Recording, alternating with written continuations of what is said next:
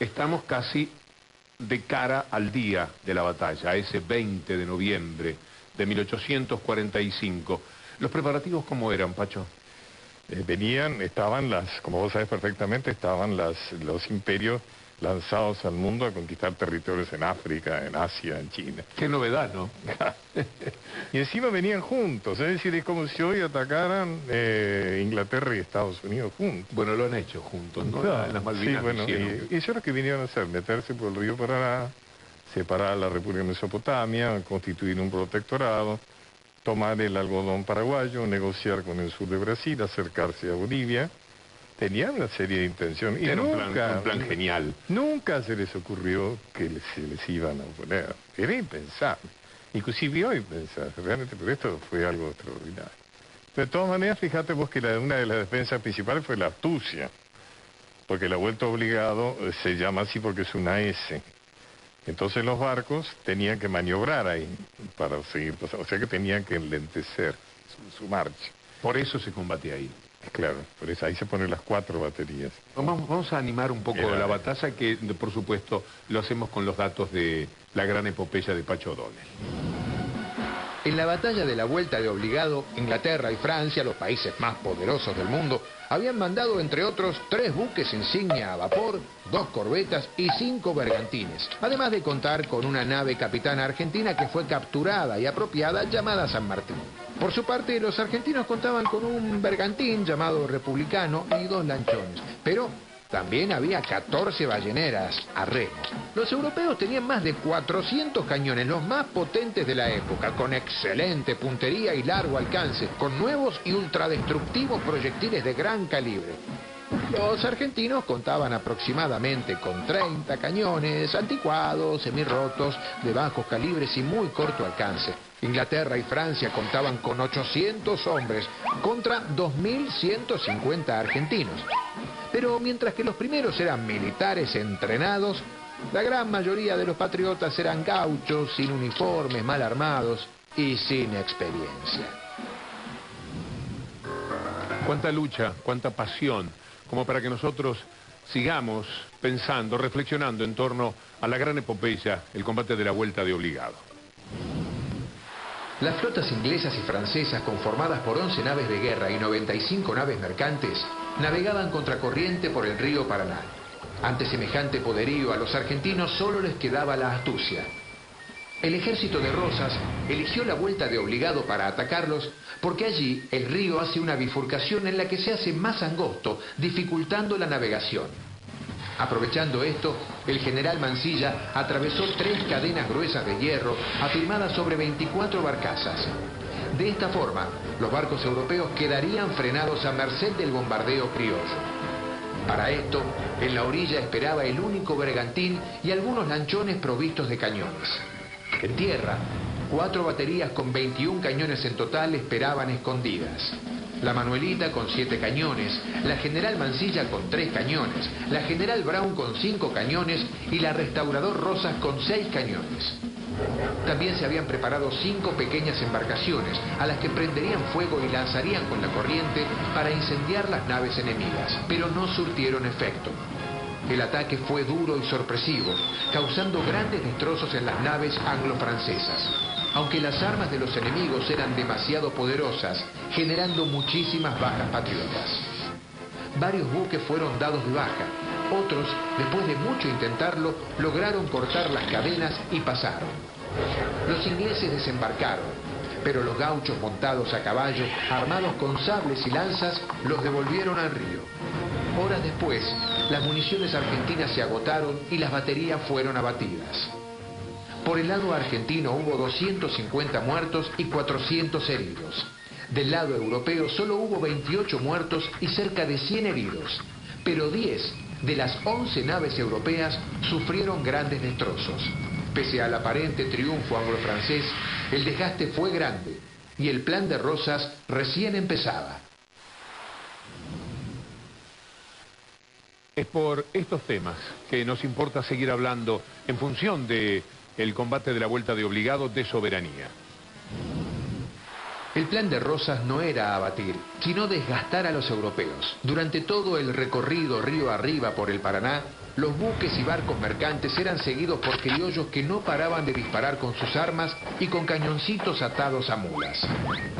A su vez, si los europeos intentaban desembarcar para buscar comida, eran atacados por los gauchos que, montados a caballo, no les perdían pisada. Igualmente, de llegar sería en vano.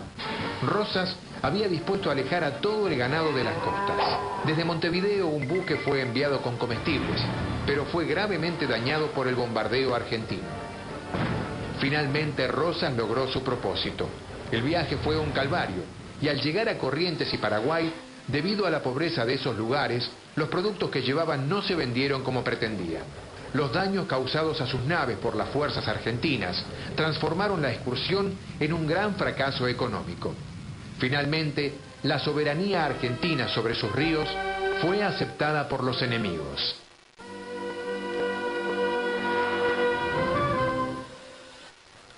Pacho,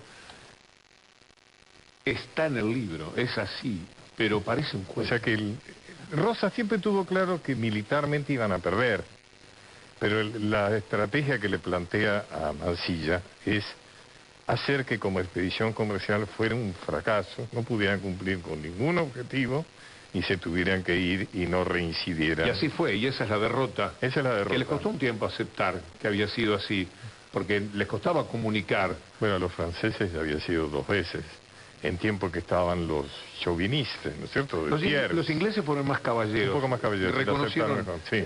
Antes que... Y por eso Rosas, cuando algunos preguntan por qué Rosas se exilió, ¿dónde quería que se exiliara? Pacho, muchísimas gracias. Antes que cortamos te quiero hacer un regalo, porque a vos sos realmente un apasionado de la Vuelta de Obligado. Y este es un clavo de Obligado, que estaba en una de las baterías, la batería Almirante Brown. Así que bueno, es chiquito, como todo, pero tiene un profundo valor simbólico. Seguramente era uno de los clavos. Mirá. Oíste que es un clavo hecho a martillo, ese es un clavo de yunque, digamos, ¿no? Que seguramente uno de los clavos que sostenía las maderas de la estructura de los cañones, ¿no? Así que bueno. Muchas gracias, Pacho. No sabes con qué gusto y aprecio y gratitud recibo esto, porque sí, efectivamente... Quisiera en el final decir por qué estamos descansando mañana, como en el comienzo del programa lo marcaba, porque fue feriado ayer y nunca lo había sido, ¿verdad?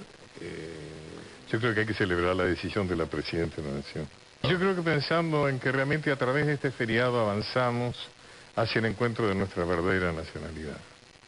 Somos un país que ha sido muy alejado de nosotros mismos, entre otras razones porque los vencedores de Obligado y de Caseros y demás, los perdedores, los que escribieron la historia, la escribieron en torno al dilema civilización o barbarie. Para ellos civilización era Europa. Y barbarie era lo nacional, lo argentino, los gauchos, la chuma, los federales, las provincias. Entonces hemos sido dislocados.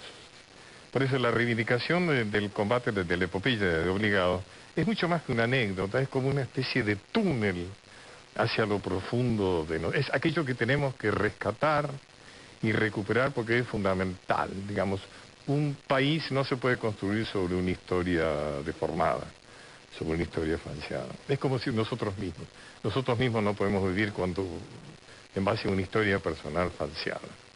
O sea, nosotros podemos vivir, ser sanos, producir, en tanto realmente tenemos y conocemos nuestra verdadera historia.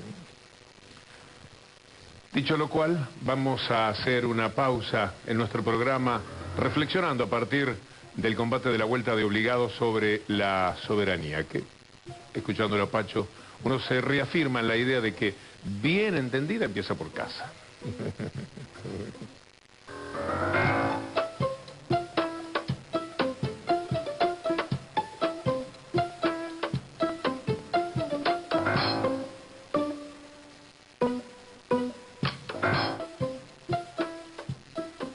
Nos cayó el programa justo entre la fecha precisa de la batalla de la Vuelta de Obligado y el descanso de mañana, y nos pareció, ojalá que usted lo esté compartiendo, una buena idea del equipo de producción, hablar de aquella notable, extraordinaria epopeya de los argentinos para reflexionar también sobre la soberanía, que tiene algunas definiciones que no son tan simples. Por ejemplo, podemos y debemos hablar de soberanía popular, que es aquella que recae en cada ciudadano. Porque a veces la soberanía es algo que tomaban para sí, con elitismo, las clases dominantes. Los soberanos, de alguna forma, eran ellos más que cada uno de los ciudadanos. Cuando los ciudadanos son los depositarios de esa soberanía, estamos hablando de la soberanía popular, y me parece que de esa soberanía es que debemos hablar.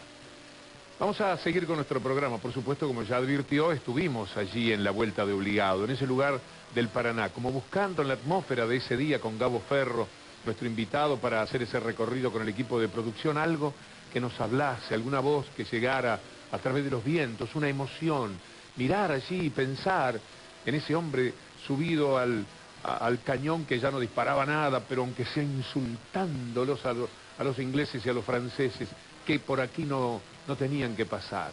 Esas emociones, de alguna manera fuimos a buscar en ese sitio. Y algo nos trajimos, sobre todo en el corazón.